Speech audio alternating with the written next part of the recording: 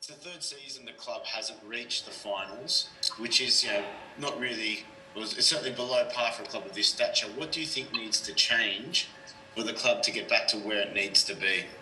Look, for us, it's all about resetting now, and once we know the landscape of the league, it's about signing players that are currently with a club, and also recruiting the right players to represent us. So that's the first thing in our mind. So, by that logic, are you saying that the players probably aren't quite, the squad isn't quite up to scratch to what needs to be, a title challenging side? No, not at all. Our job is to retain as many players as possible, and supplement it with recruitment outside the group. Once we know a little bit more the landscape and what we're dealing with, then we'll be working towards that. If you consider that in your game against Wellington, that Kwame Yeboah came on as very early substitutes, you effectively kept the same 11 players in your starting team for 3 games in a row in 7 days. Why did you choose not to rotate the squad with such a heavily congested schedule? Well, because we felt that the players were the right players to get this the best outcome as possible. So, which we started it the first 11, and then we managed the game with the subs as we did. Were there any concerns of fatigue during this, this heavy schedule? I mean, and do you think that was, a factor in some of those defensive mistakes and maybe the defensive discipline tonight?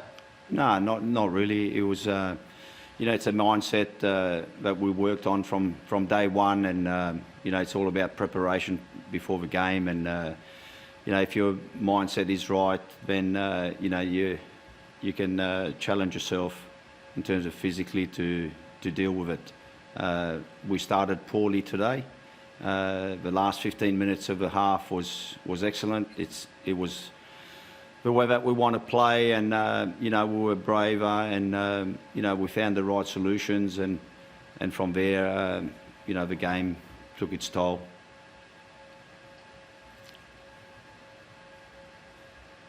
Anna, you can ask the next questions, please. Yeah, JP, where do you think, you mentioned that really good intensity before half-time, was it the changes that you think helped inspire, I guess, that fight back? Bruce Kamau was quite influential in particular. Yeah, look, this week I felt that the subs actually affected the game in a positive way, but we discussed it at half-time, a couple of areas that we needed to be better at with the ball, and an area where we could actually hurt them, and the boys responding accordingly. I mean, there's a lot of players there. They've got a lot of pride in their brand name, and they reacted accordingly, and they did extremely well, and I was very proud of them.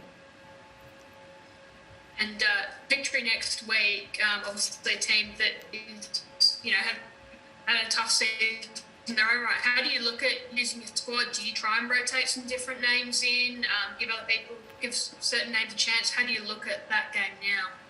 Yeah, we'll look at how players have recovered. We've got a little bit longer for the next game, so it's all about now seeing how they recover and who's available, and what we feel will be the best team to get the right outcome we're after, which is 3 points. And we'll continue to do that, and we'll see who's available. And Mitch Duke, 2 goals tonight, and just seeing him on the Fox interviews before, obviously his future is very much up in the air in terms of whether he'll be at the club next season. I guess, where do you see that situation at? Yeah, well, Mitch Duke is a player that we want to retain. I mean, that's very clear in our mind, and whatever happens with Mitch Duke in the next 2 or 3 weeks, we'll know a little bit more about it. But he's only one of many that we want to retain. And Mitch is our captain, and his work ethic on the park is excellent. He's very dangerous in the box, and he's a big part of our plans. And he represents us really well. He's a perfect fit for us and the football club, and we'll do our best to keep him here. Is that just a matter of you really, I suppose, need some certainty, not just Mitch, but in players in general, some certainty on where things are going to sit in terms of things like salary cap and other factors as well with the league? Yeah, I think there's another 11 teams like us. There's uncertainty everywhere, and until we know what we're dealing with, it makes it a little bit difficult. So until we know exactly what the landscape and the decision makers decide what the league's going to look like, we're shooting in the dark at the moment. So, and we're not the lone ranger there. There's another 11 teams that way.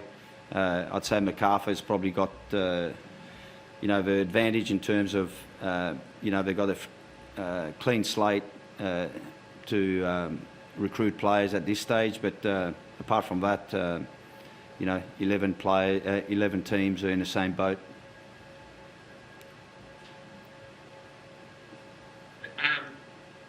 Marco, advise the next questions. Yeah, g'day JP. Hi, Marco. Just on Bruce, Adam mentioned Bruce Kamau. A few years ago he won that grand final with Adelaide. He was on fire. How do you get him to reproduce that form on a regular basis, like next season, if he's at your club, which I guess he is? Yeah, well, he was on fire prior to the pandemic. That's Brucey. He's got that in him. So he needs to stay on the park. He needs to be available to us. Yeah. So Brucey at the moment, he'll play 2 or 3 games, and then he gets injured. So it's just getting him to be more consistent and more consistent to be available to us on a weekly basis. And if Bruce can do that, then he'll have a very good career. Is he with you next year for sure, next season? Brucey, his contract ends at the end of the year. So there's a few players like that, and so he'll be someone that will be discussing his future with us. Thanks, man. Okay, Joey Lynch, any questions? AJP, just you've come in mid-season, and it's always difficult for a new boss that comes in mid-season to really put in place reforms and put their stamp on things. Does the process for you now really turn to looking forward and figuring out, okay, with an off-season coming up, here's what I really want to do, here's what I really want to change, and can you maybe give us an insight into what some of those things might be, just from a tactical, strategic point of view? Yeah, it'll come down to who's available to us, and how the recruitment goes. But I do have a picture in my mind.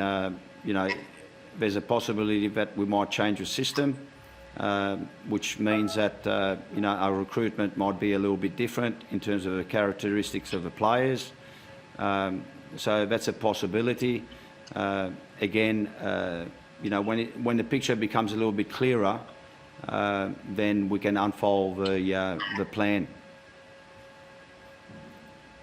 Do you envision the recruitment, regardless of what happens with the cap, just because of the nature of COVID, you're going to have to lean heavily on that domestic market and A-League transfers and NPL talent and young talent coming through? Yeah, that's a possibility. I mean, I've already earmarked 4 young players that comes from the under-20s.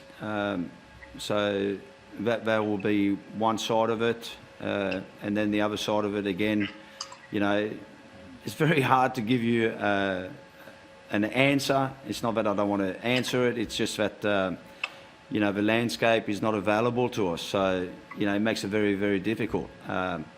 But what I'm saying to you is that, you know, it might be a different type of system that we play, which then, you know, changes the recruitment in terms of the characteristic of the players and where we can get them. You know, we need to do some smart football business. It's not us in this situation only.